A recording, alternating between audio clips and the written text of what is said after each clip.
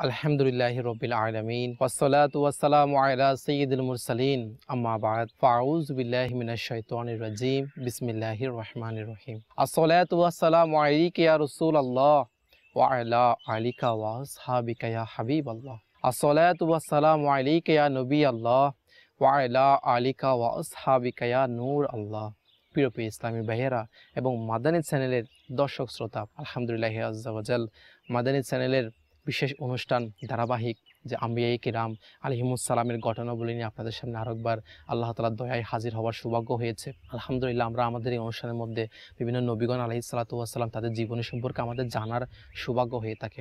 আলহামদুলিল্লাহ, আমরা গত অনুষ্ঠানের মধ্যেও হযরত দাউদ আলাইহিসসালাতু ওয়াসসালাম এনার জীবনী সম্পর্কে শ্রবণ করেছিলাম যে হযরত দাউদ আলাইহিসসালাতু ওয়াসসালাম জালুতকে, যে একজন বাদশা ছিল, কাফের বাদশা ছিল, তাকে হত্যা করেছিলেন কীভাবে, কি ওখান থেকে আমরা বিভিন্ন মাদানীপুর আলহামদুলিল্লাহ শ্রবণ করার সৌভাগ্য হয়েছে। ইনশাআল্লাহ আযজা ওয়া জাল আজকে অনুষ্ঠানের মধ্যে আমরাও হযরত দাউদ আলাইহিসসালাতু ওয়াসসালাম এনার জীবনে ঘটে যাওয়া আরও বিভিন্ন ঘটনা ইনশাআল্লাহ আমরা শ্রবণ করব। তার আগে আসুন আমরা প্রথমত দুরূদ শরীফ পাঠ করেছি, এই দুরূদ শরীফ পাঠ করার কেমন ফজিলত ও বরকত রয়েছে সে সম্পর্কে একটা হাদিস শরীফ শ্রবণ করি। প্রিয় নবী রাসূল আরবি হুজুর নূর সাল্লাল্লাহু তাআলা আলাইহি ওয়া আলিহি ওয়াসাল্লাম ইরশাদ করেছেন যে তোমরা আমার উপর অধিক হারে দুরূদ শরীফ পাঠ করো, কেননা তোমাদের অধিক হারে দুরূদ শরীফ পাঠ করা তোমাদের গুনাহের জন্য মাগফিরাত স্বরূপ। আলহামদুলিল্লাহ, আমরা চাই আমাদের গুনাহ যেন মাগফিরাত হয়ে যায়, আমরা চাই আল্লাহ তাআলা আমাদের গুনাহকে মাফ করে দেয়। তো আমাদের উচিত বেশি থেকে বেশি পরিমাণে দুরূদ শরীফ পাঠ করা, কারণ আমাদের নবী বলছেন যে আমরা যদি বেশি থেকে বেশি পরিমাণে আমার নবীর উপর দুরূদ শরীফ পাঠ করি, ইনশাআল্লাহ আযজা ওয়া জাল আমাদের এই দুরূদ শরীফ পাঠ করা আমাদের গুনাহের জন্য মাগফিরাত স্বরূপ হয়ে যাবে। আল্লাহ তাআলা আমাদেরকে বেশি থেকে বেশি পরিমাণে দুরূদ শরীফ পাঠ করার সে সৌভাগ্য দান করুক। তাই আলহামদুলিল্লাহ, আমির আহলে সুন্নাত দাওয়াত ইসলামী প্রতিষ্ঠাতা হযরত আল্লামা মাওলানা আবু বিলাল মুহাম্মদ ইলিয়াস আত্তার কাদেরী দামাত বরকাতুহুল আলিয়া, তিনি আমাদেরকে নিজেকে গুনাহ থেকে বাঁচার উৎসাহ দেওয়ার জন্য, নেককার বানানোর জন্য বিভিন্ন প্রশ্ন সম্বলিত একটি রিসালা দিয়েছেন, যে রিসালার নাম মাদানী ইনহামত বা নেককার হওয়ার উপায় সম্বলিত রিসালা। ছোট রিসালা, আপনারা এটা মাতৃমতে সংগ্রহ করতে পারেন অথবা ওয়েবসাইট থেকে দাওয়াত ইসলামী www.dawat-islami.org থেকেও সংগ্রহ করতে পারেন। এই মাদানী নামাজের মধ্যে একটি প্রশ্ন রয়েছে, আপনি কি আজকে কমপক্ষে 313 বার দুরূদ শরীফ পাঠ করে নিয়েছেন? তো আমি আপনি যখন এই মাদানী নামাজ রিসালার উপর আমল করবে, এটা খুলে দেখব, ইনশাআল্লাহ আমার আপনার গুনাহের প্রতি ঘৃণা এবং ন্যাক আমল করার উৎসাহ সৃষ্টি হবে। আল্লাহ তাআলা আমাদেরকে আমির আহলে সুন্নাতের দেওয়া মাদানী নামাতের উপর আমল করার সে সৌভাগ্য দান করুক। আসুন আমরা একবার মহব্বতের সাথে দুরূদ শরীফ পাঠ করে নিই। সল্লু আলাল হাবিব সাল্লাল্লাহু তাআলা আলা মুহাম্মদ সাল্লাল্লাহু তাআলা আলাইহি ওয়া আলিহি ওয়াসাল্লাম। প্রিয় ইসলামী ভাইয়েরা এবং মাদানী চ্যানেলের দর্শক শ্রোতা, আলহামদুলিল্লাহ হযরত দাউদ আলাইহিসসালাতু ওয়াসসালাম এনার জীবনে এনার বংশনামা সম্পর্কে আমরা গত অনুষ্ঠানের মধ্যে শ্রবণ করেছিলাম। হযরত দাউদ আলাইহিসসালাতু ওয়াসসালাম তিনি একজন প্রথম ব্যক্তি ছিলেন যিনি বাদশাহ ও নবী একসাথে ছিলেন।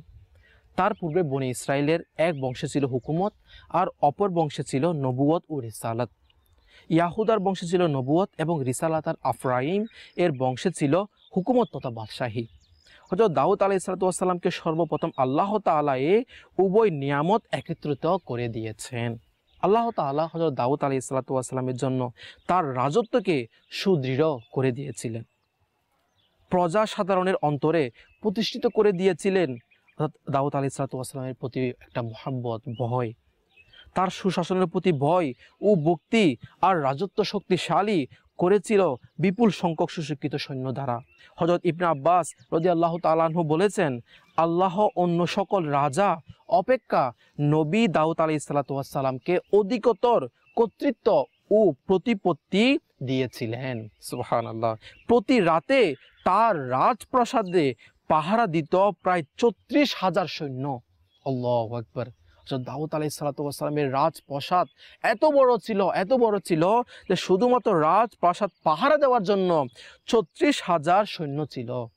আল্লাহু আকবার।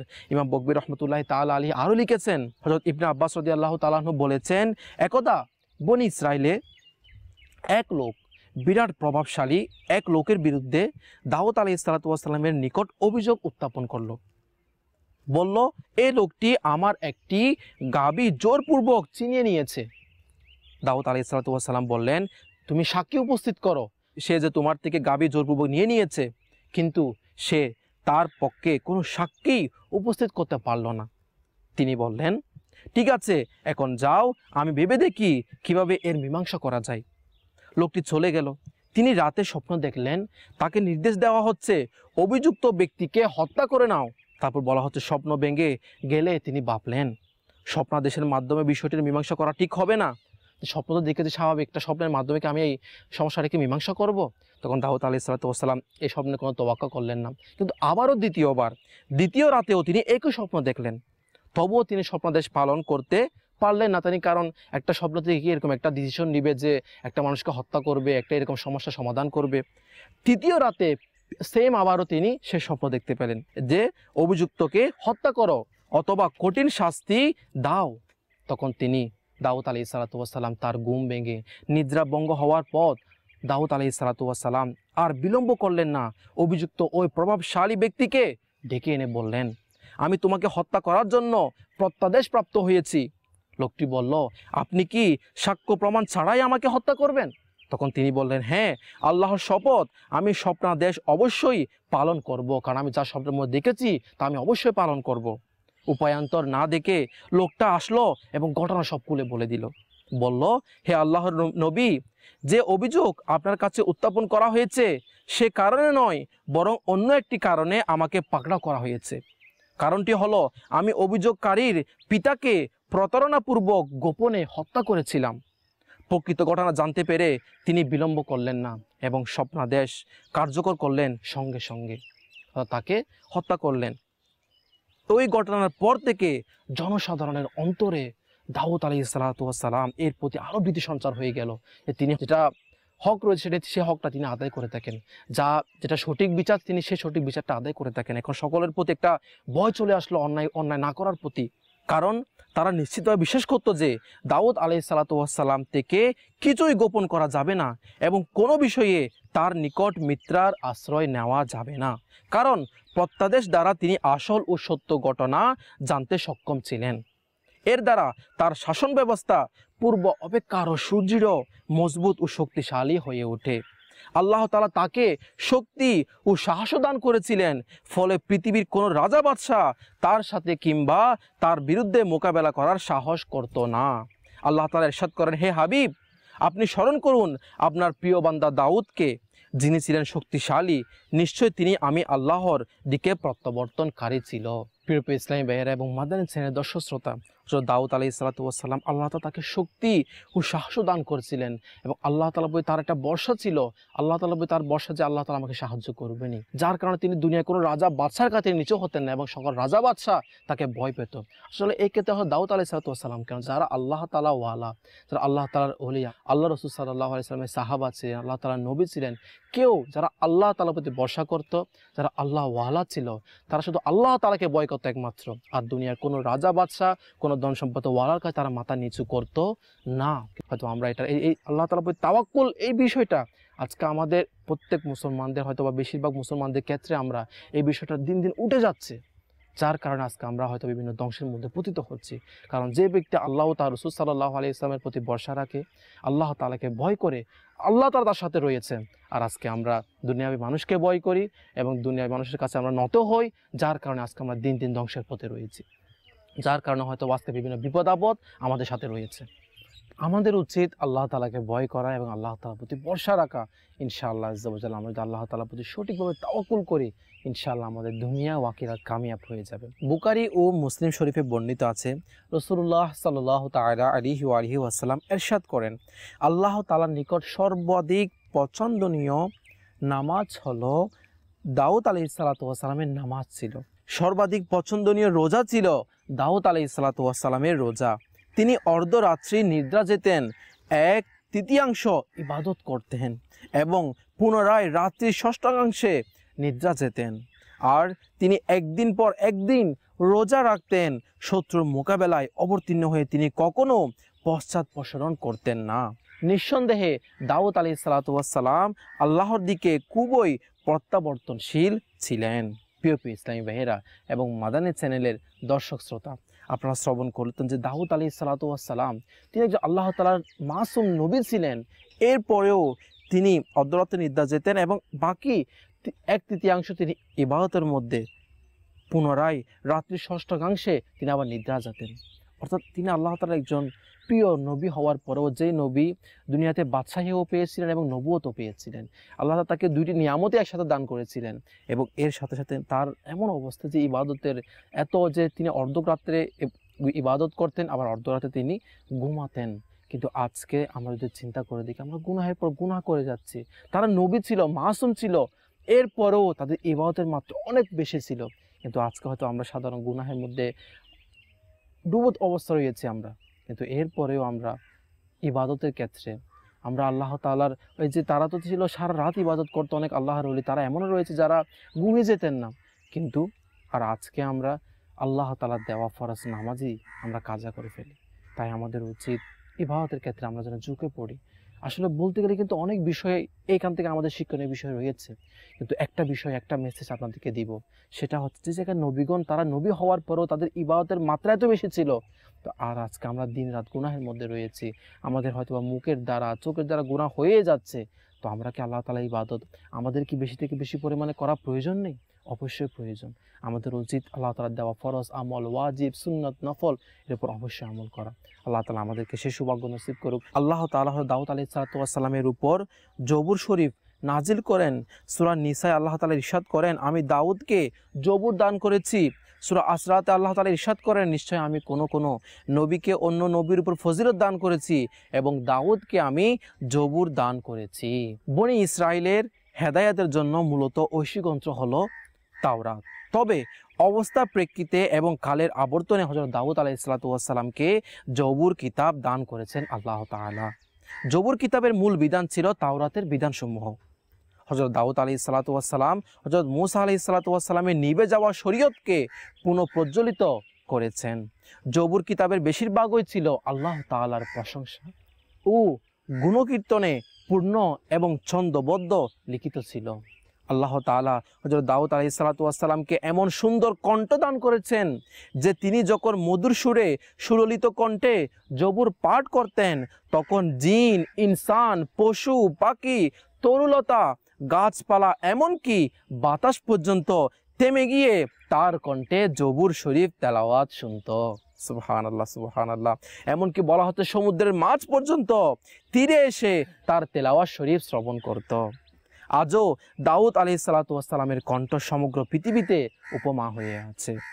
প্রিয় ইসলামী ভাইয়েরা, যেমন মুসান্নিফে আব্দুর রাজ্জাক গ্রন্থে বর্ণিত আছে, নবী করিম সাল্লাল্লাহু তাআলা আলাইহি ওয়াসাল্লাম যখন হযরত আবু মুসা আশআরী রাদিয়াল্লাহু তাআলা আনহু এর কণ্ঠে কুরআন তেলাওয়াত শুনতেন, তখন বলতেন, আবু মুসাকে আল্লাহ তাআলা লাহনে দাউদ দান করেছেন। সুবহানাল্লাহ, সুবহানাল্লাহ। প্রিয় ইসলামী ভাইয়েরা এবং মাদানী চ্যানেলের দর্শক শ্রোতা, আমরা শ্রবণ করলাম যে দাউদ আলাইহিস সালামের এত কণ্ঠ তার এত সুন্দর ছিল, তিনি যখন জবুর শরীফ পাঠ করতেন সমস্ত বাতাস, তরুলতা, গাছপালা সব কিছু থেমে যেত এবং তার কণ্ঠে, সুমধুর কণ্ঠে জবুর শরীফের তেলাওয়াত শ্রবণ করত। এবং আমার নবী সাল্লাল্লাহু আলাইহি ওয়াসাল্লাম তার একজন সাহাবাকে বলছেন, সাহাবা যখন কোরআন শরীফের তেলাওয়াত করতো তার কণ্ঠ এমন সুন্দর ছিল যে তুমি লাহনে দাউদ তুমি আল্লাহ তাআলার মাধ্যমে তুমি পেয়ে গিয়েছো। তো প্রিয় ইসলামী ভাই, আসলে এখান থেকে একটা বিষয়, আসলে কোরআন শরীফ তেলাওয়াত যেটা আমাদের নবীর উপর নাজিল হয়েছে, এই কোরআন শরীফ যারা তেলাওয়াত করে, যারা মহব্বত সহকারে একটা শ্রবণ করে তেলাওয়াতকারী সে তেলাওয়াত, তখন কত আরাম লাগে, কত একটা মনের শান্তি। কেউ কিতাবের মধ্যে রয়েছে, কারো মনে অশান্তি রয়েছে, কেউ প্যারাশানের মধ্যে রয়েছে, আপনি লেগে যান কোরআন শরীফ তেলাওয়াতের মধ্যে, আপনি কোরআন শরীফ পড়তে থাকুন, ইনশাল্লাহ আপনার মনের বোঝ, আপনার মনের যে প্যারাশানি রয়েছে, ইনশাল্লাহ আস্তে ধীরে ধীরে এগুলো কী হয়ে যাবে, হালকা হয়ে যাবে। কিন্তু আজকে আমরা সে কোরআন শরীফ যা আমাদের উপর আল্লাহ তাআলা নাজিল করেছেন, আমাদের প্রিয় নবীর উপর নাজিল হয়েছে এবং আমাদের জন্য এটা শিখা, এটা আমাদের জন্য মাকড়া সহকারে শুদ্ধ করে পাঠ করা আমাদের জন্য ফরজ আইন বলা হয়েছে, সেই কোরআন শরীফের তেলাওয়াত হয়তো আজকে আমরা অনেকে গাফিল রয়েছে এটা পড়া থেকে। হয়তো আমরা দুনিয়ায় অনেক কিছু পড়ার মধ্যে ব্যস্ত রয়েছি, কোরআন শরীফ আমাদের ঘরের মধ্যেও রয়েছে, কিন্তু কোরআন শরীফ সেই হয়তো আলমারির উপর ধুলোবালিতে পূর্ণ অবস্থায় সে কোরআন শরীফ ধুলোমালিত রয়েছে। তো প্রিয় ইসলামী ভাইয়েরা, যে কোরআন শরীফ আমাকে আপনাকে জান্নাতে নিয়ে যাবে, যে কোরআন শরীফ আমাকে আপনাকে জাহান্নামের আগুন থেকে রক্ষা করবে, যে কোরআন শরীফ আমার আপনার কবরের মধ্যে নূর হবে, আর আজকে আমরা সে কোরআন শরীফকে ভুলে গিয়েছি। হয়তোবা অনেক দুর্ভাগ্য এমন রয়েছে, তাকে যদি বলা হয় কোরআন শরীফের প্রথম সূরা ফাতিহা শুদ্ধভাবে মাকড়া সহকারে পাঠ করো, তার সৌভাগ্য হয় না, সে শুদ্ধভাবে মাকড়া সহকারে পাঠ করতে পারে না। আফসোসের বিষয়, একজন মুসলমান হিসেবে তার সাথে সবচেয়ে বড় আফসোসের বিষয় আর কি হতে পারে, সে কোরআন শরীফ তেলাওয়াত করতে পারে না। আল্লাহ তাআলা আমাদেরকে এরকম হওয়া থেকে বিরত রাখুক। এবং আমরা যারা জানি না কোরআন শরীফ পাঠ করা, আলহামদুলিল্লাহ আপনার দাওয়াত ইসলামী সামনে রমজান মাস রয়েছে, 30 দিনের এতেকাফ হয়ে থেকে মাদানী কাফেলা রয়েছে, আপনি মাদানী কাফেলা চলে আসুন, আপনি 63 দিন তরবিয়তি কোর্সে চলে আসুন। ইনশাআল্লাহ যেখানে দাওয়াত ইসলামের উর্দুকে ফ্রি আপনাকে কোরআন শরীফ শিক্ষা দেওয়া হবে। আপনি বিভিন্ন নামাজের মাসালা মাসাইল জানেন না, আপনাকে ফ্রি শিক্ষা দেওয়া হবে। তাই বলবো আপনি বিশেষ করে কোরআন শরীফ তেলাওয়াত শেখার জন্য চলে আসুন দাওয়াত ইসলাম মাদানী কাফেলায়। এবং আপনি যোগাযোগ করুন জিম্মাদের সাথে, ইনশাআল্লাহ আপনার আরও বিভিন্ন মাধ্যম ইনশাআল্লাহ বের হয়ে যাবে কোরআন শরীফের তেলাওয়াত শ্রবণ করার। আল্লাহ তাআলা এবং শিকার আল্লাহ তাআলা আমাদেরকে কোরআন শরীফ নিজে পাঠ করার শুদ্ধভাবে মাকড়া সহকারে এবং অপরকেও এই প্রতি উৎসাহ করার সে সৌভাগ্য দান করুক। প্রিয় ইসলামী ভাইয়েরা এবং মাদানী চ্যানেলের দর্শক শ্রোতা, জবুর এই শব্দের অর্থ খণ্ড এবং টুকরা বলা হয়েছে, যেহেতু এটি মূলত তাওরাতের পরিপূরক হিসাবে এবং অংশ বিশেষ হিসাবে নাজিল হয়েছে, তাই এর নামকরণ করা হয়েছে জবুর করে। মূলত জবুর এমন কতিপয় কবিতা এবং পরিপূর্ণ বাক্য সমষ্টি যাতে রয়েছে আল্লাহ তাআলার প্রশংসা এবং মানুষের অবুদিয়ত এবং মানুষের অক্ষমতার স্বীকারোক্তি, আর ছিল অনেক উপদেশ, নসিহত এবং কিছু বিধানও ছিল। মুসনাদে আহমদে বর্ণিত আছে যে জবুর শরীফ পবিত্র রমজান মাসে অবতীর্ণ হয়েছিল, আর এটি অনেক ওয়াজ, নসিহত এবং হিকমতের সমষ্টি ছিল। সুবহানাল্লাহ সুবহানাল্লাহ। জবুর কিতাবে অনেক ভবিষ্যৎবাণীও বিদ্যমান ছিল যা পরবর্তীতে বাস্তবায়িত হয়েছে। যেমন জবুর গ্রন্থের মধ্যে পর্যন্ত এটা লেখা ছিল যে আমাদের শেষ নবী হযরত মুহাম্মদ মুস্তাফা সাল্লাল্লাহু তাআলা আলাইহি ওয়া আলিহি ওয়াসাল্লাম, তার সম্পর্কে বলা হয়েছে যে তিনি পয়গম্বর হওয়ার সাথে সাথে দেশ ও সাম্রাজ্যের অধিকারীও হয়ে যাবেন। সুবহানাল্লাহ সুবহানাল্লাহ। কোরআনের নিম্নোক্ত আয়াতটি সম্পর্কে যেমন একটি কোরআনের মধ্যে বলা হচ্ছে যে আর নিশ্চয় আমি জবুর গ্রন্থে উপদেশের পরে এটাও লিপিবদ্ধ করে দিয়েছি যে আমার সৎ বান্দারাই পৃথিবীর মালিক হবে। ইমাম বকবী রহমতুল্লাহি তাআলা আলাইহি বলেছেন, জবুর আল্লাহর কিতাব যা হযরত দাউদ আলাইহিস সালাতু ওয়াস সালামের উপর নাজিল হয়েছে। এতে 50টি সূরা রয়েছে এবং প্রত্যেকটি সূরা দোয়া, হামদ ও গুণকীর্তনে পরিপূর্ণ ছিল। এগুলোতে হালাল, হারাম এবং ফরজ কর্তব্যাদির বর্ণনা ছিল না। প্রিয় ইসলামী ভাইয়েরা এবং মাদানী চ্যানেলের দর্শক শ্রোতা, আমরা শ্রবণ করলাম যে জবুর শরীফের মধ্যেও আমাদের নুরানি নবী হুজুরপুর নূর সাল্লাল্লাহু তাআলা আলাইহি ওয়া আলিহি ওয়াসাল্লামের আলোচনা হয়েছিল যে আমার নবী সাল্লাল্লাহু তাআলা আলাইহি ওয়া আলিহি ওয়াসাল্লাম আসবেন দুনিয়াতে এবং তিনি সমস্ত কুল কায়নাতের যে এক কথায় বলতে গেলে মালিক ও মুক্তার যাকে আমরা বলি, আমার আকা সাল্লাল্লাহু তাআলা আলাইহি ওয়া আলিহি ওয়াসাল্লামের আলোচনা, এর গুণগান সে জবুর শরীফের মধ্যে পর্যন্ত ছিল। আমরা কত বড় সৌভাগ্যবান, আল্লাহ তাআলার দয়া যে আমাদেরকে আমার নবী সাল্লাল্লাহু তাআলা আলাইহি ওয়া আলিহি ওয়াসাল্লামের উম্মত বানিয়েছেন। আল্লাহ তাআলা দরবারে লাখো কোটি শুকরিয়া, যে নবীর উম্মত হওয়ার জন্য অনেক নবী পর্যন্ত তারা আশা করেছিল, আল্লাহ তাআলা দরবারে দোয়া করেছিল, আর আজকে আমরা না চাওয়াতেও আল্লাহ তাআলা আমাদেরকে দয়া করে সেই নবীর গুণগান গাওয়া ওয়ালা সেই নবীর উম্মত আমাদেরকে আল্লাহ তাআলা বানিয়ে দিয়েছেন। কিন্তু আজকে হয়তো আফসোসের বিষয়, সেই নবীর উম্মত হওয়ার পরেও আমরা সেই নবীর আদর্শে আদর্শিত হতে আমরা চাই না। সেই নবীর সুন্নতের উপর আমল করতে আমাদের লজ্জা হয়। সেই নবীর সুন্নতের উপর আমরা যদি আমল করতে যাই, মানুষ কী বলবে, এরকম চিন্তাভাবনা আমাদের মন মানসিকতার মধ্যে চলে আসে। আফসোসের বিষয়। আল্লাহ তাআলা আমাদেরকে নিজেও সুন্নতের আমিলদার এবং অপরকেও সুন্নতের দাওয়াত দেওয়ার সে সৌভাগ্য নসিব করুক, এবং আমাদের নবীর সত্যিকার অর্থে আদর্শিত হওয়ার আমাদের সে সৌভাগ্য আল্লাহ তাআলা আমাদের জীবনের মধ্যে দুনিয়াতে থাকা অবস্থায় সে সৌভাগ্য আল্লাহ তাআলা আমাদেরকে নসিব করুক। আমিন। প্রিয় ইসলামী ভাইয়েরা এবং মাদানী চ্যানেলের দর্শক শ্রোতা, হযরত দাউদ আলাইহিস সালাতু ওয়াস সালাম, এনাকে আল্লাহ তাআলা অনেক মুজিজা দিয়েছিল। যেমন আল্লাহ তাআলা প্রত্যেক নবী রাসূলগণকে নবুয়তের প্রমাণস্বরূপ কিছু বৈশিষ্ট্য কিংবা মুজিজা দান করেন। সেই ধারাবাহিকতায় উলুল আজম পয়গম্বর হযরত দাউদ আলাইহিস সালাতু ওয়াস সালামকেও আল্লাহ তাআলা বেশ কিছু বৈশিষ্ট্য ও মুজিজা দান করেছেন। তার মধ্যে চেষ্টা করব আজকে অনুষ্ঠানের মধ্যে কিছু মুজিজা আপনার সামনে তুলে ধরার জন্য। যেমন তালুতের জীবদ্দশায় হযরত দাউদ আলাইহিস সালাতু ওয়াস সালাম অল্প বয়সে হুকুমত তথা রাজত্বের অধিকারী হয়ে গিয়েছিলেন এবং পরবর্তীতে আল্লাহ তাকে নবুয়ত দান করেছেন। আল্লাহ তাআলা ইরশাদ করেন, হযরত দাউদ আলাইহিস সালাতু ওয়াস সালামকে রাজ্য এবং প্রজ্ঞা দান করেছেন আর শিক্ষা দিয়েছেন তাকে যতটুকু আল্লাহ চেয়েছেন। অন্যত্র বলেছেন, হে দাউদ, আমি তোমাকে পৃথিবীর মধ্যে খলিফা নিয়োগ করলাম, সুতরাং তুমি লোকের মধ্যে ইনসাফের সহিত ফয়সালা করো। অর্থাৎ হযরত দাউদ আলাইহিসসালামকে আল্লাহর পক্ষ থেকে বলা হচ্ছে যে, হে দাউদ, তুমি কোনো বাদশাহী খানদানের সদস্য নও, বরং একজন অপ্রসিদ্ধ রাখাল ছিলে। আমি নিজের দয়ায় তোমাকে বনী ইসরায়েলের জন্য পথ প্রদর্শক এবং খেলাফত ও সালতানাতের মালিক বানিয়ে দিয়েছি। আর এই এহসানের কৃতজ্ঞতা প্রকাশ হবে এভাবে যে তুমি মানুষের মধ্যে ন্যায় বিচার করবে এবং নিজের ইচ্ছা মতো বিচার কার্য সম্পাদন করবে না। প্রিয় ইসলামী ভাইরা, হযরত দাউদ আলাইহিসসালামকে আল্লাহ তাআলা অনেক মুজিজার মধ্যে একটি মুজিজা, সেটা হচ্ছে আল্লাহ তাআলা তাকে খেলাফত, হুকুমত ও নবুয়ত এটা দান করেছিলেন। আরও বলা হচ্ছে তার আরেকটি মুজিজার মধ্যে যে আল্লাহ তাআলা ইরশাদ করেন, আমি অর্থাৎ দাউদ আলাইহিসসালামকে রাজ্যকে সুদৃঢ় করেছিলাম এবং তাকে দিয়েছিলাম প্রজ্ঞা ও ফয়সালাকারী বাগ্মিতা। উক্ত আয়াতে হিকমত অর্থ নবুয়ত আর মীমাংসাকারী বাগ্মিতা। ইবনে মাসউদ রাদিয়াল্লাহু তাআলা আনহু, হাসান কলবি ও মুকাতিল রহমাতুল্লাহি তাআলা আলাইহি বলেছেন, কথাটির অর্থ হচ্ছে মীমাংসার ক্ষেত্রে দূরদর্শিতা। ইবনে আব্বাস রাদিয়াল্লাহু তাআলা আনহু এর মতে এর অর্থ সুস্পষ্ট কথা। তার বক্তব্য ছিল সুস্পষ্ট, অলঙ্কার শাস্ত্রসম্মত, শিল্প সুসমণ্ডিত, ন্যূনতা ও বাহুল্য বিবর্জিত। দাউদ আলাইহিসসালাম উচ্চ স্তরের সুবক্তা ছিলেন। বক্তৃতায় হামদ ও সালাতের পর আম্মা বা'দ সর্বপ্রথম তিনিই বলেছিলেন। কেউ কেউ বলেন এর অর্থ হলো সর্বোত্তম বিচার শক্তি, অর্থাৎ আল্লাহ তাআলা তাকে ঝগড়া বিবাদ মিটানো ও বাদানুবাদ মীমাংসা করার শক্তি দান করেছিলেন। প্রিয় ইসলামী ভাইয়েরা এবং মাদানী চ্যানেলের দর্শক শ্রোতা, হযরত দাউদ আলাইহিসসালামকে আল্লাহ তাআলা, যে আমি এখন বললাম যে একটা মুজিজার কথা, এটা সেই মুজিজা ছিল আল্লাহ তাআলা তাকে দিয়েছিলেন যে মীমাংসা করা দেওয়ার, যে কোনো একটা সমস্যা হয়েছে, কোনো একটা ঝগড়া হয়েছে, কোনো একটা সমাধান, এই যে এরকম মীমাংসা করে দেওয়ার সেই ক্ষমতাটা আল্লাহ তাআলা তাকে দান করেছিলেন এবং তিনি মীমাংসার ক্ষেত্রে একেবারে হকভাবে তিনি মীমাংসা করতেন। আসলে এই ক্ষেত্রে যদি আমি বলতে যাই, আসলে মীমাংসার ক্ষেত্রে